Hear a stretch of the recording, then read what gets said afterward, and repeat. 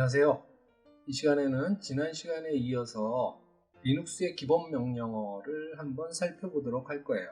지난 시간에는 여기 정리해 놨지만 list, change directory, pwd.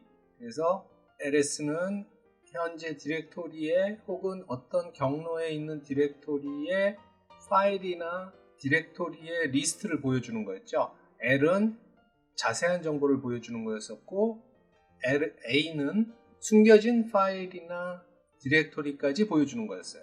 change 디렉토리는 슬래시, 즉 루트나 현재 디렉토리, 상위 디렉토리, 혹은 tilt와 user id를 통해서 홈 디렉토리까지 우리가 한 번에 옮겨 다닐 수 있게 디렉토리를 바꿀 수 있도록 해주는 명령어였어요. pwd는 뭐였죠? 현재 자기가 위치한 디렉토리의 경로를, 전체 경로를 보여주는 거였어요. 자, 그리고 파일이나 디렉토리를 생성하고 지우는 일을 했었어요. mkdir은 디렉토리를 만들어주는 거였었고요. rmdir, removedir은 디렉토리를 지워주는 명령어였어요.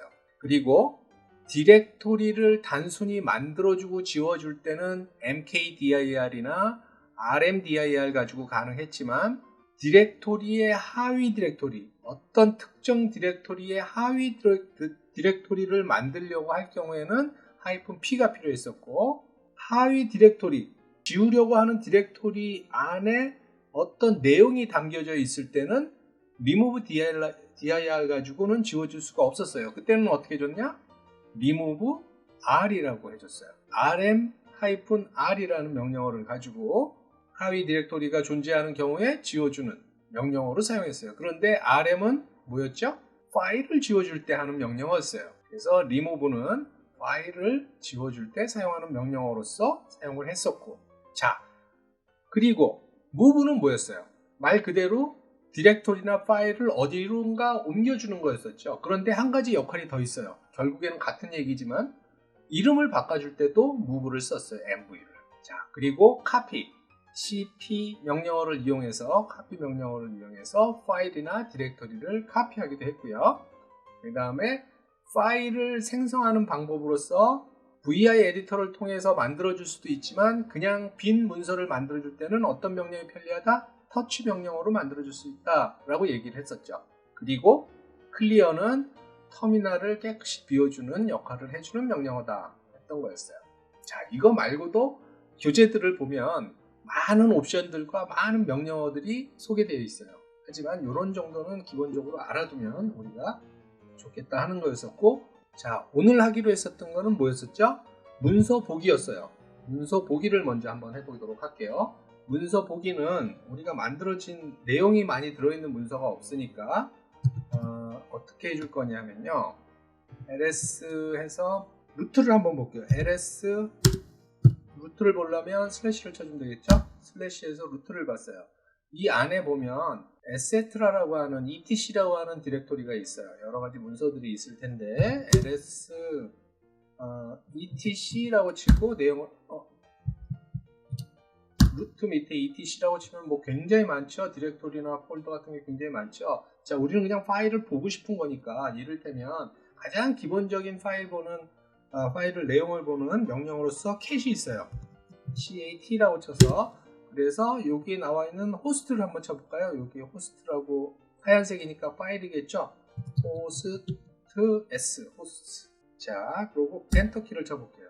아, 이렇게 쳐주면 안 되겠죠? 왜 안 됐을까요? 지금 왜 안 됐을까요? 지금 있는 디렉토리는 홈 디렉토리죠? etc 디렉토리가 아니죠? 보고 싶었으면 아까 ls 할 때처럼 요 밑에 있는 호스트, 우리가 파일이 어떤 게 있나 보느라고 지금 들어갔지 change 디렉토리를 해준 건 아니죠. 현재 위치는 여기죠. 그러니까 이런 식으로 쳐줘야 되겠죠. 전체 경로를. 자, 그래서 엔터. 캐시였죠. 자, 다시 ls가 아니라 캐시였죠. 캐스 쳐주면, 자, 보면은 이게 무슨 내용인지 모르지만 어쨌든 호스트라고 하는 파일 안에 이런 내용이 들어가 있다는 걸 볼 수가 있어요. 그런데 만약에 다른 파일을 보면 어떨까요? 이 파일을 볼까요? pnm2 ppa.config라고 하는 파일을 한번 볼게요. 자, 그러면 여기 밑에 pnm2 ppa.config라고 하는 파일을 엔터를 칠게요. 뭔가 확 지나갔죠? 자, 파일이 얼마나 긴가 한번 볼까요? 엄청나게 길죠, 파일이. 그런데 확 지나가 버려서 여기서 쳤는데 지금 둘, 셋, 넷, 다섯, 6번 스크롤할 동안 문서가 그냥 확 스크롤돼서 사라져 버렸어요. 그러면 문서를 확인하기가 굉장히 어렵겠죠. 자, 그래서 오늘도 문서를 보는 명령어들은 굉장히 많아요. 지금 캣이 가장 기본적인 거고, 캣도 있고 뭐 헤드라든가 테일이라든가 모어라든가 여러 가지가 있어요. 모어로다가 한번 볼게요.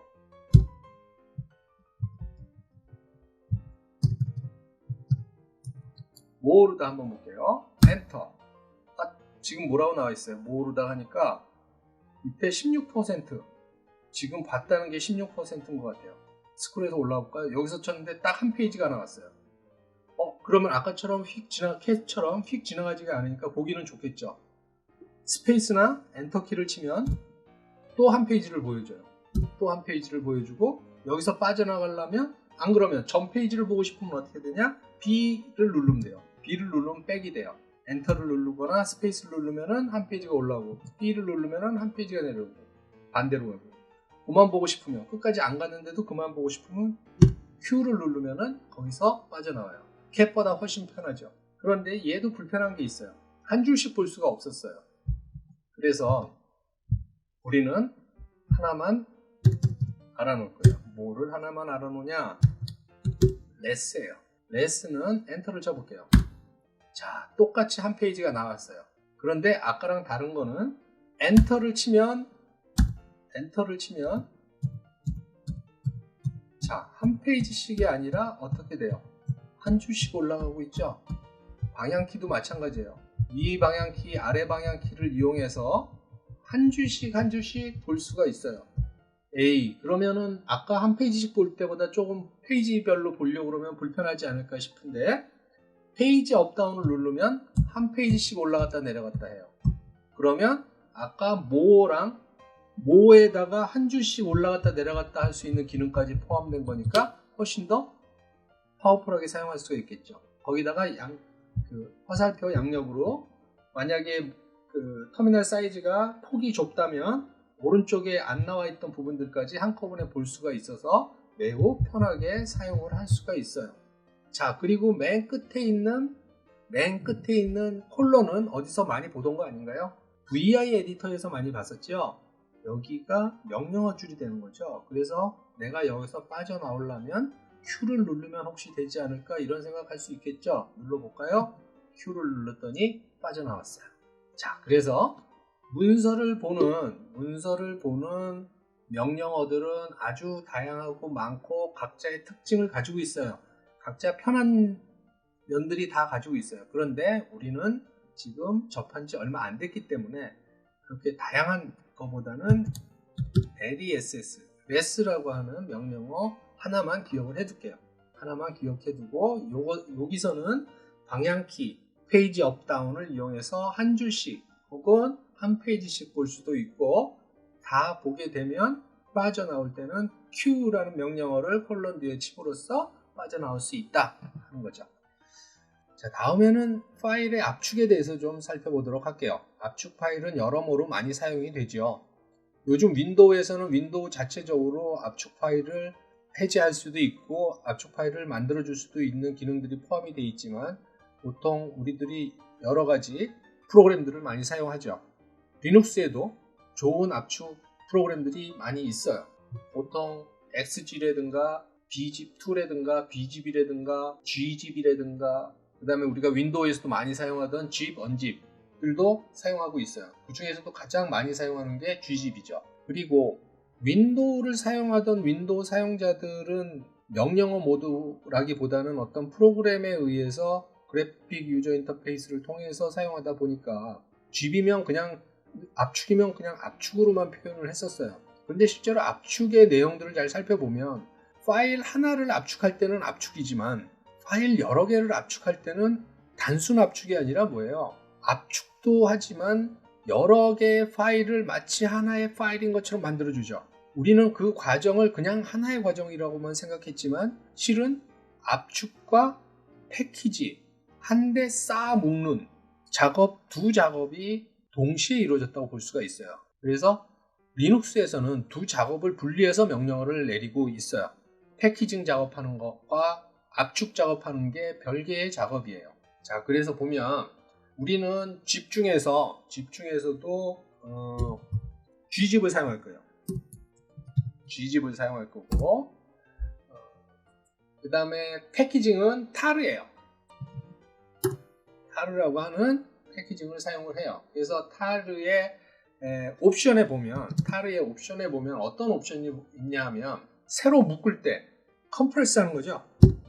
소문자 C 옵션이 있어요. 소문자 C 옵션이 있고, 자, 여기 콤마로다 구분을 할게요. 일단. 자, 그 다음에 extract 푸는 거 X가 있어요. X 옵션이 있어요. 압축을 했으면 풀어야 되겠죠. X 옵션이 있고, 그 다음에 파일명을 지정해 줘야 되겠죠. 묶은 파일명을. 그래서 F가 있고, 그 다음에 묶는 과정, 푸는 과정을 보여주라. 이 옵션은 안 정해줘도 상관없지만 만약에 용량이 큰 압축 파일을 압축을 한다 그러면 시간이 오래 걸리겠죠. 패키징 하는데 시간이 굉장히 오래 걸리겠죠. 그런데 그때 비주얼하게 보여주질 않으면 프로그램이 죽었는지 시스템이 죽었는지 살았는지도 알 수가 없겠죠. 그래서 통상적으로는 우리가 비주얼이라고 하는 V 옵션을 사용해서 우리가 패키징을 하도록 하고 있어요. 그리고 패키징을 하면서 압축도 함께 해라. 그런데 그 압축 프로그램으로 뭘 사용하냐? gzip을 사용해라 하는 옵션이 뭐냐면 바로 G예요. Z. 그래서 gzip으로 바로 명령을 내려서 압축만 하는 경우도 있겠지만 만약에 10개의 파일을 압축을 했으면 압축 파일 10개가 나오겠죠. 그래서 타르를 같이 쓰는 거예요. 통상 독립적으로 zip 파일만 압축 프로그램만 쓰는 경우는 거의 없고 타르를 이용해서 같이 사용하게 되죠. 그래서 여기에 압축 옵션이 함께 존재하게 되는 거예요. 물론 아까 얘기했듯이 XG 같으면 대문자 J를 사용하고 bzip2인가요? bzip2 같은 경우에는 소문자 J를 사용하고 옵션마다 틀려요. 그런데 그거는 우리가 사용하지가 않고 우리는 gzip을 사용하기로 했으니까 옵션도 요거 하나만 기억해 두기로 할게요. 자, 그래서 지금 우리가 사용하는 옵션들은 전부 다 소문자예요. 그래서 통상적으로 어떤 묶음으로 사용하느냐, 이를테면 이런 거죠. 예를 한번 들어볼게요. 그러면 예를 한번 들으면, 자, 프롬프트니까 이렇게 나오겠죠. 프롬프트에서 TAR 치고 CVF, 자, CVF라고 치고 그 다음에 이름을 쳐줄 거예요. 그런데 이름만 쳐주면 이름이 무슨 이름이죠? 이거는 패키징 하는 거죠. 아직 지분 안 하고 패키징만 하겠다는 뜻이죠. 패키지의 이름이에요. 그런데 패키지의 이름만 이렇게 쳐주면 진짜 이름만 나와요. 그래서 패키지의 이름만 쳐주면 안 되고 TAR 이렇게 쳐줘야 돼요. 그래야 구분이 가겠죠. 다른 파일들하고. 자, 그렇고 그 다음에 내가 압축할 파일이나 디렉토리 명세가 있어야 되겠죠. 그런데 그게 어떤 특정 디렉토리를 통째로 그 안에 있는 거를 통째로 패키징하거나 압축하는 게 아니라면 그 파일 이름들을 다 나열해야 되겠죠. 그래서 그렇게는 안 하고 임시 디렉토리를 만들어 놓고 그 안에 내가 압축하고자 하는 파일이나 디렉토리들을 다 모아놔요. 그래서 그 디렉토리 안에다가 뭐를 하는 거죠. 그래서 이런 식으로 현재 디렉토리 같으면 이렇게 해서 템퍼러리 디렉토리 밑에 있는 모든 파일들 디렉토리 이런 식으로 해주면 그 밑에 있는 거를 전부 압축하도록 되겠죠. 자, 압축하면서 패키징 하면서 압축까지 하려면 여기다가 우리는 뭐를 쓴다 그랬어요? gzip을 쓴다 그랬으니까 뭘 해주면 돼요? z를 써주면 되겠죠.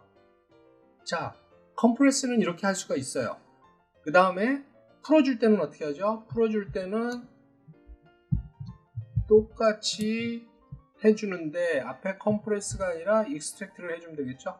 그죠? 그 다음에 G집으로 집까지 돼 있는 상태라면은 어떻게 해주면 되겠어요? 여기서 이렇게 해주면 되겠죠. 그러면은 압축이 풀리겠죠. 그죠? 이렇게 하면 압축이 풀릴 거예요. 자, 그러면 한번 테스트를 해보도록 할게요.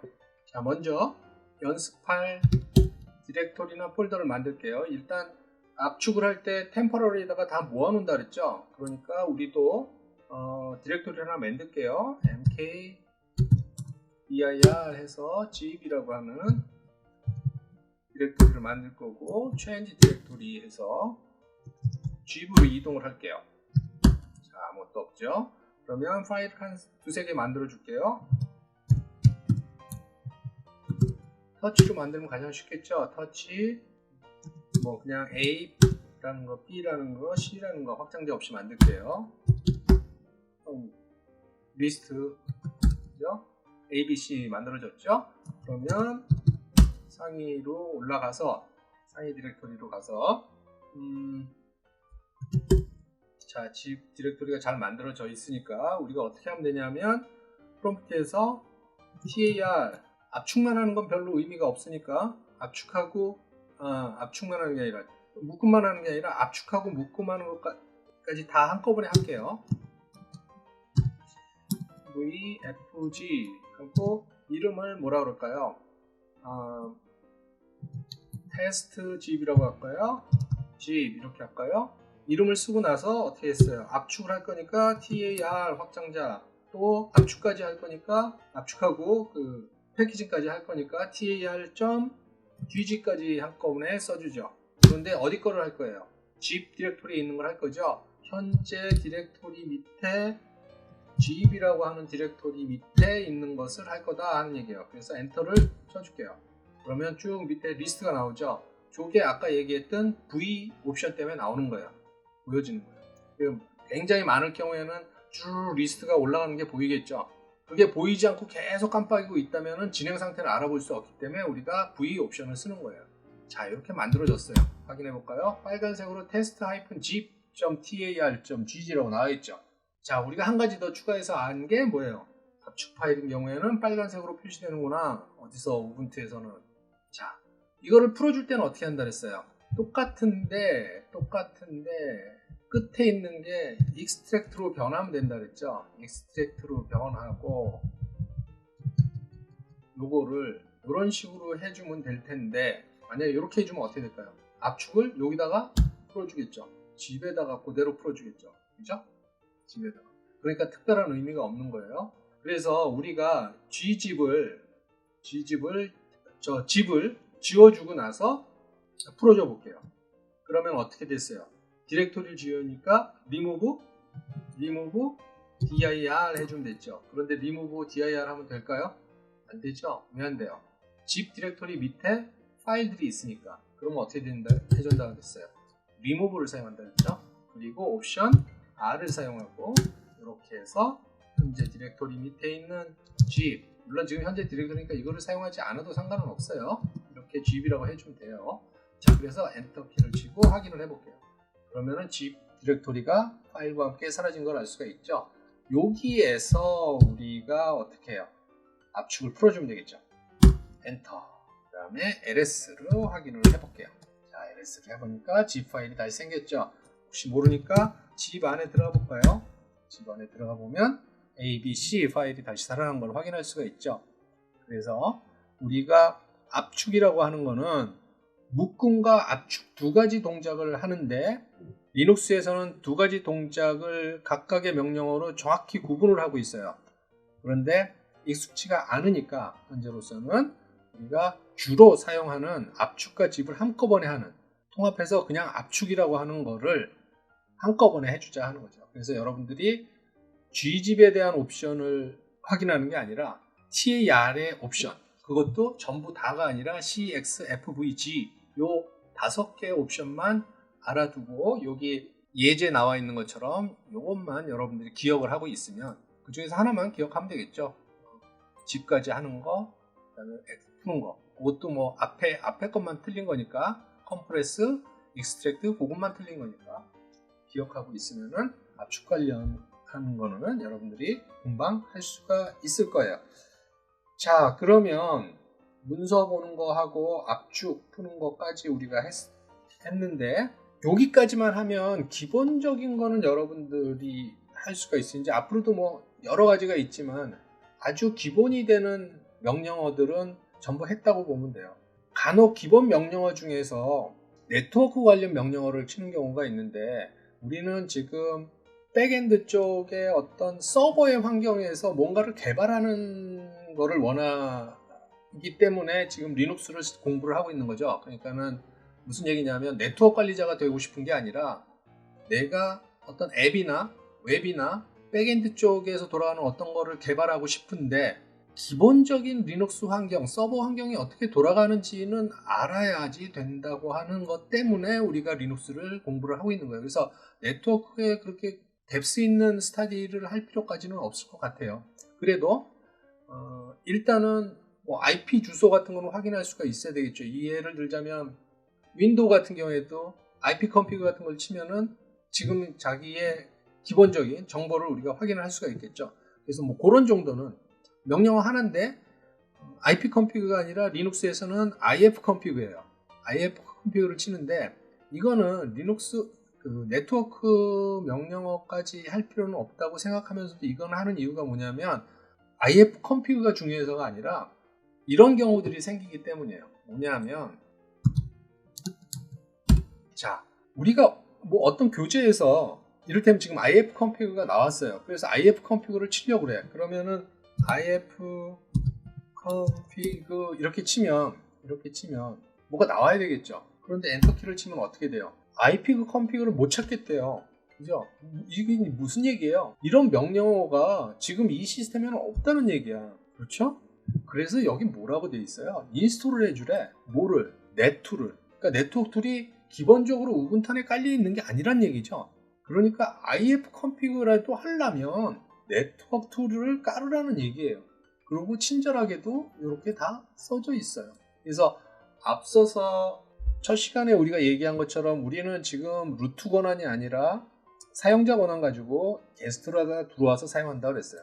그래서 이 앞에 보면 sudo라고 하는 게 슈퍼 유저로다 뭔가를 하겠다는 얘기예요. 일단은 루트 권한을 가지고 하겠다는 얘기죠. 그래서 시스템에 뭔가를 설치할 때는 앞에다가 저렇게 sudo라고 써줘요. 우리가 이 명령어는 뒤에 가서 다시 한번 볼 텐데 일단 나왔으니까 한번 쳐주죠. sudo 하고 apt도 패키지 설치할 때 사용하는 명령어예요. 이것도 뒤에서 나올 거야. 자, 그리고 install 그 다음에 nettool tools s까지 쳐주면 되겠죠. 자, 그리고 엔터키를 쳐볼게요. 엔터키를 치면 루트 패스워드를 넣어라고 얘기 나오죠. 그러면 처음 설치했을 때 사용했던 패스워드를 넣어주세요. 말했듯이 키인을 해도 키보드를 쳐도 커서가 움직이질 않아요. 잘못 입력했는지 알고 계속 입력하면 에러가 나요. 그러니까는 정확히 자기가 입력했던 패스워드를 입력한 다음에 엔터키를 치세요. 엔터키를 치면 뭔가를 막 깔고 있죠. 자, 좀 기다려보죠. 자, 이제 다 깔렸어요. 프롬프트가 제대로 돌아오면 설치가 완료된 거예요. 이제 한번 다시 IF 컴피그를 쳐볼까요? IF 컴피그 엔터 하니까 이제는 뭐라고 나오네요. 이렇게 우리가 확인을 할 수가 있다 하는 거죠. 자, 그래서 지금 보여주려는 거는 네트워크 명령어를 보여주고자 했던 것이 아니고 만약에 어떤 교재나 어떤 인터넷상에서 어떤 명령어를 새롭게 배워서 쳤는데 그게 나오질 않는다면 그 프로그램이 깔려있지 않다는 얘기라는 거예요. 그래서 아까 본 것처럼 대부분의 경우에는 친절하게 안내가 나와요. 어떤 패키지가 없기 때문에 그 명령어를 쓸 수가 없다는. 그러니까 그럴 때는 인스톨을 하고 사용을 하면 된다. 인스톨을 할 때는 루트 권한이 있어야 되기 때문에 sudo 명령 앞에다가 먼저 써줘야 된다 하는 거를 기억하고 있으면 될 것 같아요. 자, 지난 시간에 이어서 이번 시간에는 문서 보기 중에서 특별히 레스 하나만 기억하고 있자 하는 얘기를 했었고요. 그 다음에 zip 파일을 어떻게 만드는지 어떻게 푸는지에 대해서 살펴봤어요. 그리고 마지막으로 명령어가 없다는 메시지가 나오면은 그 패키지를 깔아줘야 된다는 얘기까지 했어요. 그래서 지난 시간과 이번 시간에 걸쳐서 가장 리눅스를 다루는데 가장 기본이 될 만한 몇 가지 명령어들을 알아봤었는데요. 너무 많은 것을 한꺼번에 해서 옵션들까지 외우려고 하지 마시고 지금 우리가 옆에 공부하면서 정리했던 이 정도 내용 한 10가지 조금 넘을까요? 뭐 옵션까지 치면 10가지는 훨씬 더 되지만 대충 명령어를 중심으로 보면 한 10가지 정도의 이 명령어를 기본 명령어로 알아두고 이거는 많이 익숙해져 있어야 돼요. 그리고 뒤에 가면서 조금씩 명령어들을 다른 명령어들을 한번 알아보도록 할게요. 오늘은 여기까지 하도록 하겠습니다. 수고하셨습니다.